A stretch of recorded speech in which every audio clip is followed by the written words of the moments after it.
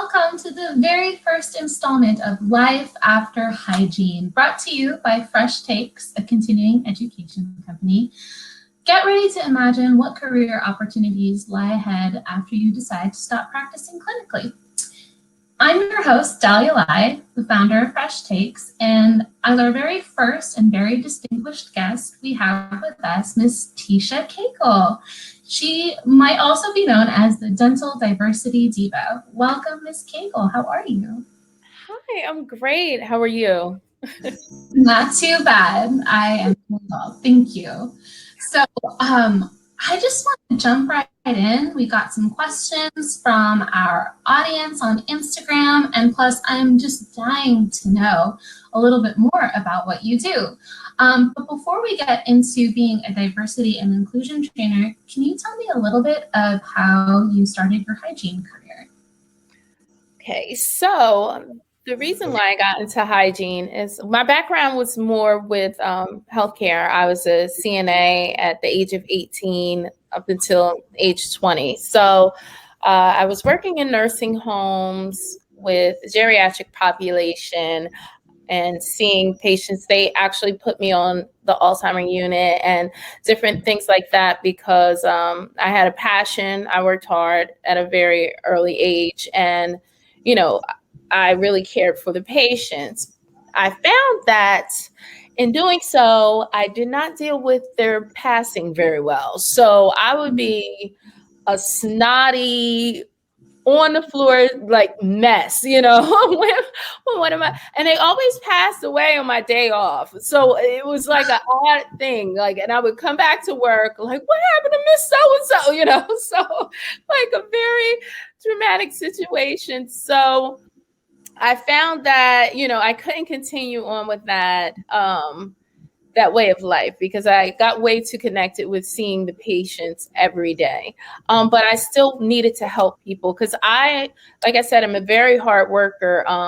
Money doesn't matter to me as much as helping people. If I work a full day and I'm exhausted, but at the end of the day, I didn't help anyone, I feel like my day was wasted. It doesn't matter how much money I earned in that day. So I thought about myself. I did a lot of introspection, and I found that I was always kind of weird, and attracted to teeth. So at the age of 7, I had a diastema between 8 and 9 that I was not too fond of, So at night, I do not try this at home.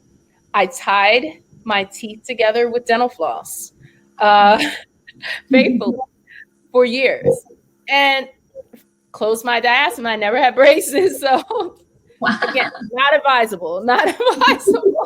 But things like that, I always watch people's mouths instead of their eyes when I'm speaking to them. And it helps me remember what they're saying to me because my memory is more visual than actually, Yes.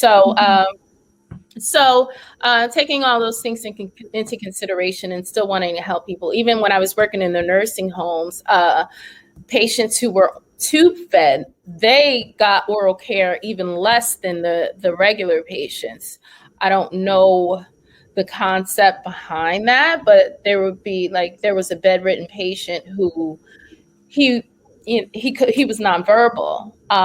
But I went in and the skin on his tongue was like it resembled the skin on the bottom of someone's feet that didn't have shoes. Which is very callous. Yes. And they only these swabs, these glucose swabs for people who are NPO, or they couldn't have anything by mouth. So I remember just sitting there for an hour or so, just swabbing layer by layer of tongue skin off of this man. And at the end of it, call bells were going off and everything. But yeah, at the end of it, he smiled at me, so. I bet that felt so good. Yeah, to get all of that off, it's things that, he wasn't even my patient. I don't know, why I was in there. I think I was dropping something off. So it's things that, people don't think about. There's no way of exfoliating that skin if you're not working your salivary glands and things like that. So Yes. So I went into hygiene school, and obviously it's a passion to serving people. It's incredible. yes, yes. And I went back for a period of time as a as a public health dental hygiene practitioner, traveling around and doing oral care in nursing homes as well, because I'm still very connected to that population. So, yeah. That's beautiful. I love that. And you obviously loved hygiene to have done it for such a long time. When Yeah. did you know that it was kind of time to move on and try something different, like diversity and inclusion training? When did that moment happen? So for me, like I said, I always wanted to help someone throughout my day. But if I can help more people on a grander scale, because my patients, they already love me, but I feel like I've done what I could do in that aspect. I wanted to make the field of dentistry a more inclusive one, So, again, looking introspectively, I have I have a friend, I would call her friend now, who I kind of directed her way of thinking in a different way. She kind of had preconceived notions about African Americans, and she put that information in a case study type of format on one of the larger hygiene groups. And this was years ago, before I actually honed in my calling. But she put it in a public forum as a case study, this age, this as one of the statistics of, what she was trying to present. And she listed African American. And so I said, well, I'm not sure how that plays into, the disease process that you're trying to explain. And so she said, well, African Americans are more prone to periodontal disease. It's like part of their DNA. You think so? Like some socioeconomic background, none of that plays a how so I was a little confused. I addressed it. And again, and so now we're friends. She was very, receptive. Some others were, poured more ignorance on top of it. And then some others kind of came to bat for my side of things. But she was very receptive to learning. She thought of herself as being, a forward thinking type of individual. So it was non-intentional, so me, I've come in contact with a lot of that. And I always felt the need to change that way of thinking, so it wasn't my job, but I took it on to change the field as a whole, because that's dangerous thinking. If you size someone up from the door, if we think about it as professionals, hygienists are usually the ones who give the doctor a heads up whether we think it's a scaling and root planing, or just a regular cleaning, or the gingivitis code, if we're utilizing that in our office. So we do a lot of the leg work for the researcher.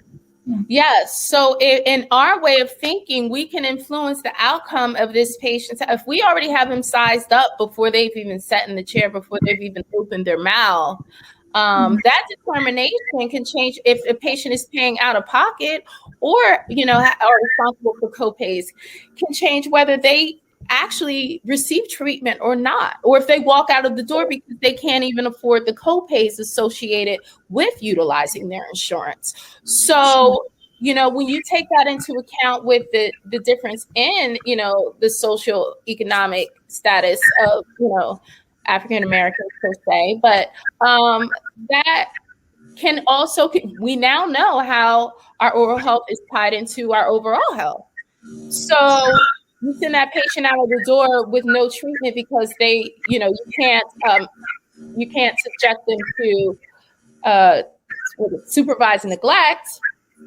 So now they're leaving with their borderline periodontal disease, let's call it. and they're going without treatment, and we know that that's going to snowball and eventually be, go to moderate and severe, and affect their, possibly contribute to heart disease, or contribute to their diabetes being uncontrolled and all of that. So we need to check ourselves when, we can't just let that way of thinking run rampant. And I feel like in a lot of ways, dentistry goes unchecked, even though we consider ourselves healthcare providers. So. Yeah. And what I'm hearing you say is that being more in tune to your implicit biases and understanding the core of what diversity inclusion means better care for your patients. Because you're able to not just see them as a head or even as a body, right? Because I think holistic or like whole person dentistry is kind of a buzzword right now, but you have to pass maybe the body of the person and maybe look at the broader picture, like you were saying earlier, socioeconomic background, what's accessible and available to them, and put things into consideration. Yeah, they might just walk out of your practice and it is bad for business, but it's also bad for their health because you're not really sure what can happen next.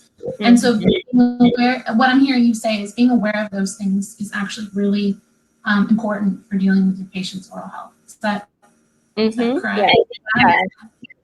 And that. When you talk to patients more and you find out, instead of just giving them the care, instead of just treating their mouths, when you talk to them and you find out, my grandmother had, let's say they call it pyorrhea in our culture. I don't know where that term came from. And she lost all her teeth. Sometimes they just think it's inevitable. Sometimes they've given up hope of ever keeping their teeth because they've been told, it's hereditary, but we know now that with maintenance, and if you stay on top of certain things, you may lose the tooth here, but we're here to help you keep your teeth as long as you possibly can. And we're here to make sure that it doesn't affect your health, because we're trying to manage it. Yes, we can't reverse it by a scaling and root planing. There's other, more invasive treatments that can help reverse the damage, but it's about your overall health, and we don't want you to give up on that. So, it might be the first time that someone has ever said that to them. I think there's a lot of breaking of cross-generational fear of the fear of dental or healthcare providers in general in a lot of communities. Maybe misunderstandings, myths. The one that comes to mind is when I was in school. This was something that I wish I went back and saved my textbook. I don't have it now, but it was in our anesthesia textbook that, people of African descent didn't need as much anesthesia as the general Caucasian person. I was like, that doesn't sound right. So breaking a lot of these stigmas not only can help your patient educate, improve their own oral health, but it also just dispels those myths, almost like you did with your colleague, that like, where did we get that information from? Can we reassess that? Is that true? And what does race have to do more than like socioeconomic? With the nervous system, like how do we know all of the science where we're naming nerves, okay? But they don't have those, or they don't work. Like, please explain. I was a wise child, so I always that doesn't make sense. Gave my parents a very hard time, but Channel your inner 3-year-old, everybody. You heard it here. Ask why. Why do we think this way? Why do we practice this way? Was that something that you obviously had a passion about it and you decided to pursue becoming certified. What was that like? Was that just asking why a bunch of times, or was it a little bit more in depth than that? I feel like I always questioned everything, and I would always go a step further than most as well. So I did pursue my certification because I would rather be over prepared than underprepared. And, and I guess that's also where the diva part comes in, because I'm always slightly overdressed for any event than underdressed, rather be early than late for the most part. Sometimes I'm a little late, but so that was my step, because if it's something that I care about, I want to be capable of doing, making a change. I don't want to just write about it or just speak about it. I want it to be the now what. So in that course, there were PhDs, there were, lawyers, and, there were people from colleges that have been in HR forever and ever. And, they just wanted this one more thing to make them more qualified to deal with their student body. There was so many. I felt like I was the dumbest person in the room, which I'm not necessarily used to that either, but you know what? There's nothing wrong with that. My grandpa used to say, if you're the smartest person in the room, you're in the wrong room. Oh, very good. Very good. The certification process was almost like lending a little bit of credibility to something that you already knew and were already passionate about, already spoke about, but now you can say, I have a certificate in that. Mm-hmm. Yeah. And I'm connected with the community in the same way that we are connected with the dental community. So now they have conventions and stuff. Who knew? Like, they have conventions and meetings and stuff, and, continuing education. And, I could be a facilitator for learning for other people to get certified and things like that. So it just opened up a whole world of continuous growth and education. So, yeah. That's so cool. What was it like then, like after graduating, if you will, after receiving your certification? What was it like to give your first training? It was intimidating, because you have to be kind of welcomed into the practice. Number one, people have to realize that there's a problem. Yeah. And this type of problem is easily ignored.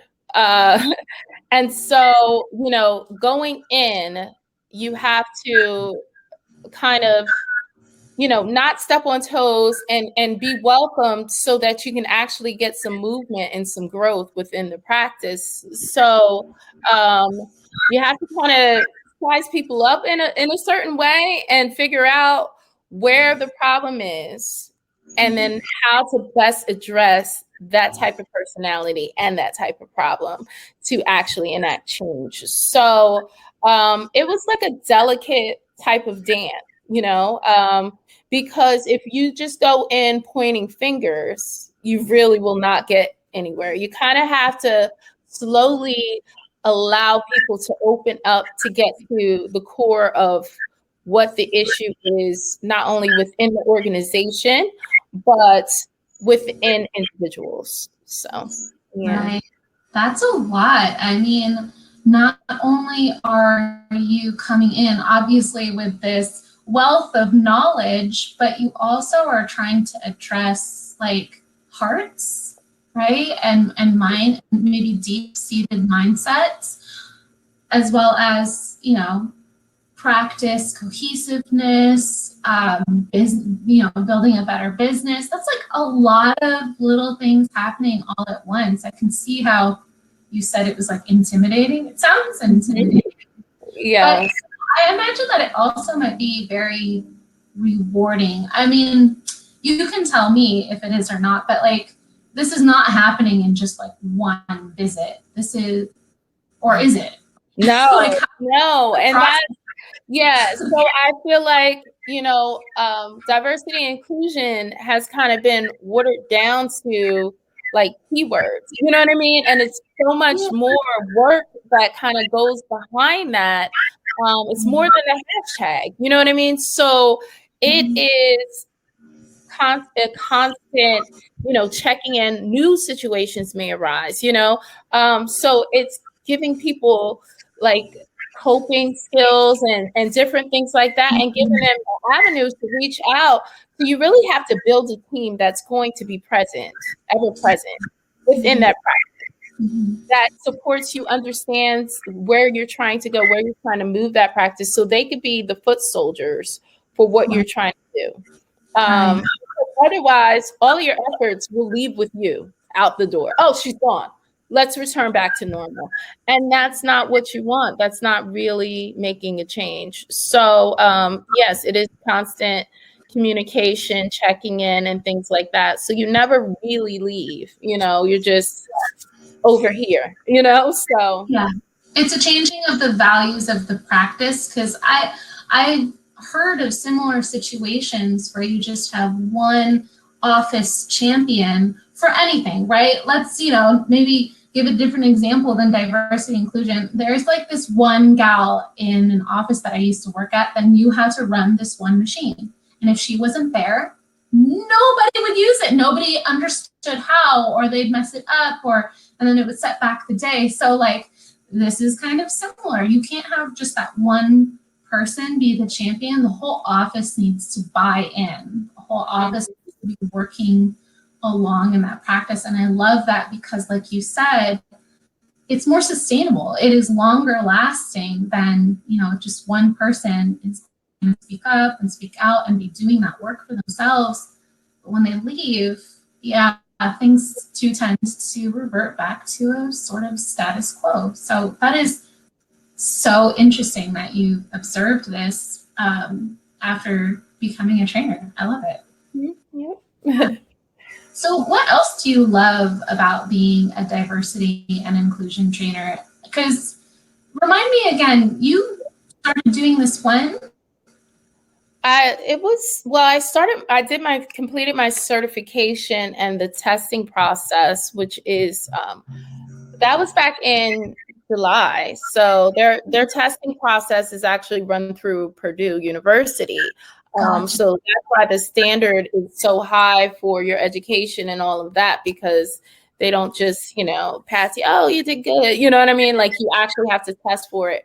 And like I said, they have stories of lawyers failing 2-3 times, just to say, like, you feel like if you work in a field for long enough, you can kind of just skate through, and it's very, it's a complicated process. You want to respect the whole thing and the education that you've been given and study, and, just the same as hygiene boards and all of that, So that was back in July. I got certified, and then things kind of started rolling through.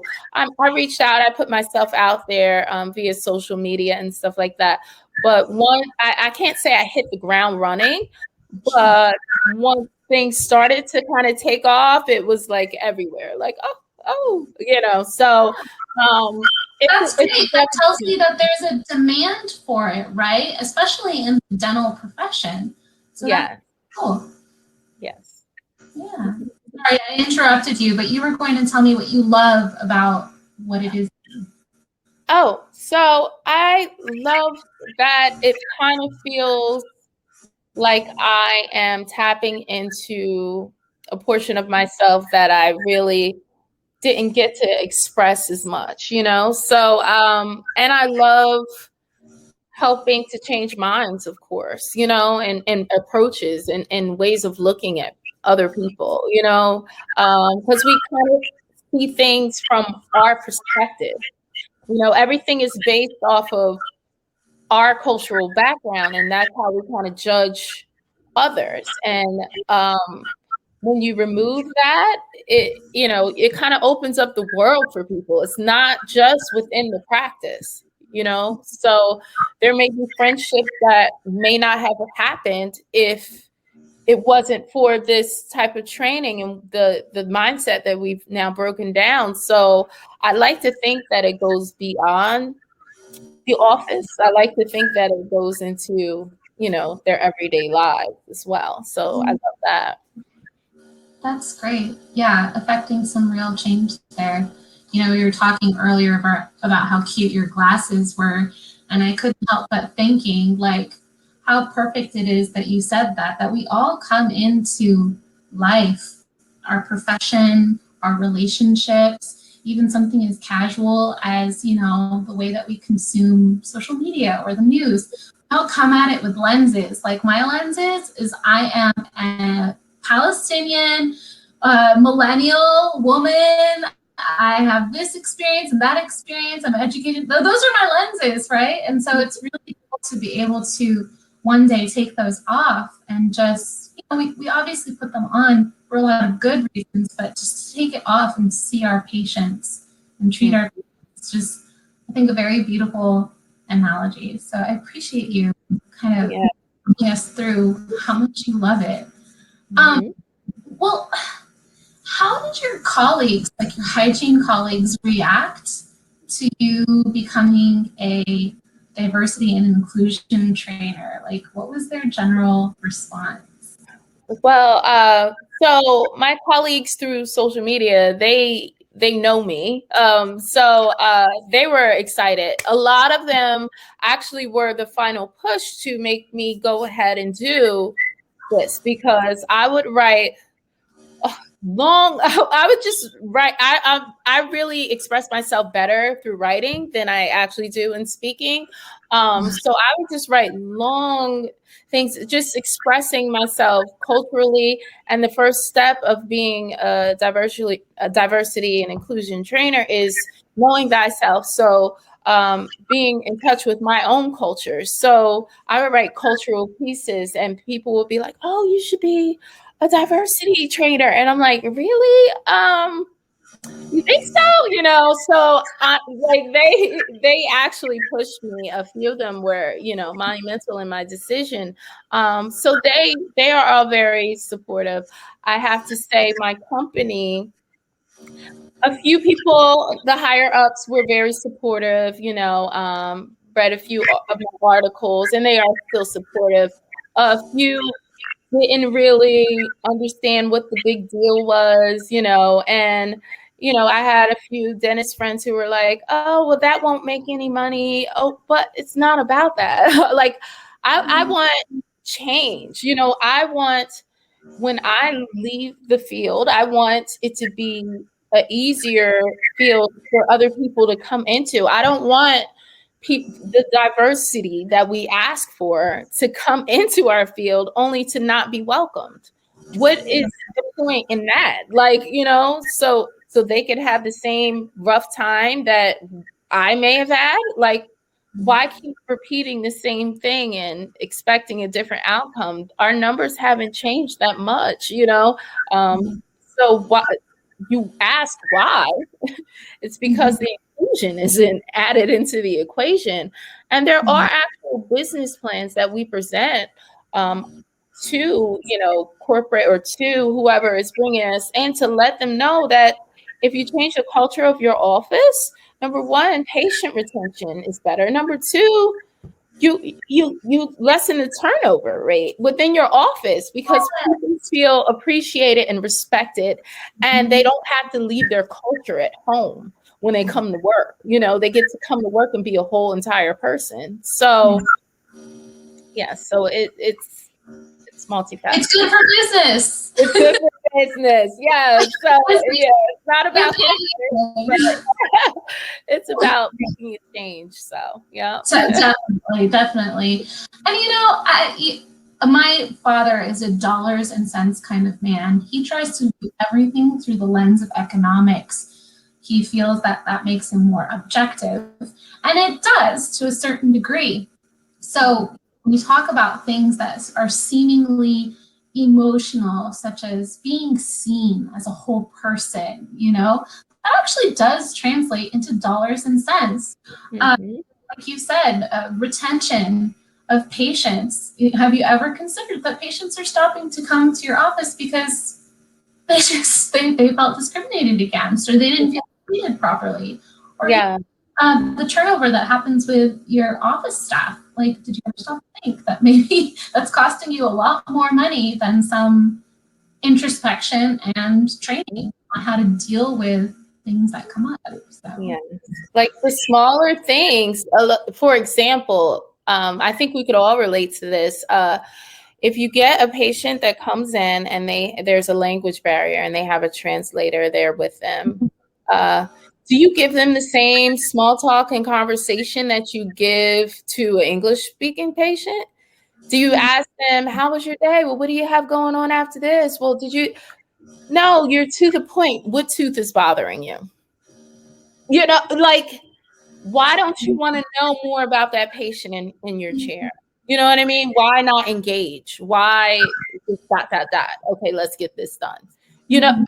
So and in a sense, do you think that they don't know that you're chumming it up with the patient in the next op? None of these offices are private. You know what I mean? You're in there, you're giggling, you're laughing, you're engaging. But then when there's a patient of a different background who, has a language barrier, it's just straight to the point. Mm-hmm. Yeah, that is a great example. I really appreciate that too. I think it is very a passive way of telling someone that you're just not interested in forming a relationship. And so much of hygiene is getting to that point where the patient is free to talk to you about their home care habits, why they're not improving because they have a barrier to like accessing a certain product, or they're afraid of treatment and so they keep denying it. So like getting a strong relationship with someone who doesn't share the same background as you and learning those tools of engagement really does go far to help change that person's oral health outcomes.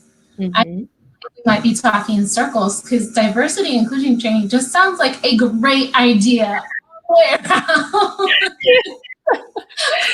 around. Yes. And, it's little things that people don't think about, but it's so commonplace. So we just keep going along. We want all this growth within our practice. But what about personal growth? Yeah. If we each grew as individuals, you don't think that would then pour out into the practice? So yeah. Because businesses will spend money on a marketing program. They'll spend money redesigning their website. You can do all those nice things. They're great ideas to improve engagement and patient retention, but nothing quite does it like maybe assessing your biases and learning tools of conflict management and things like that. So I love it. Yeah. What advice would you give to a hygienist that is like, you know what?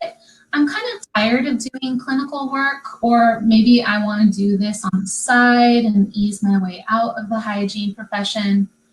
Or maybe even a brand new graduate who's just kind of like, oh, darn, I'm kind of pigeonholed into being a hygienist for a really long time until my shoulder gives out or my wrist gives out.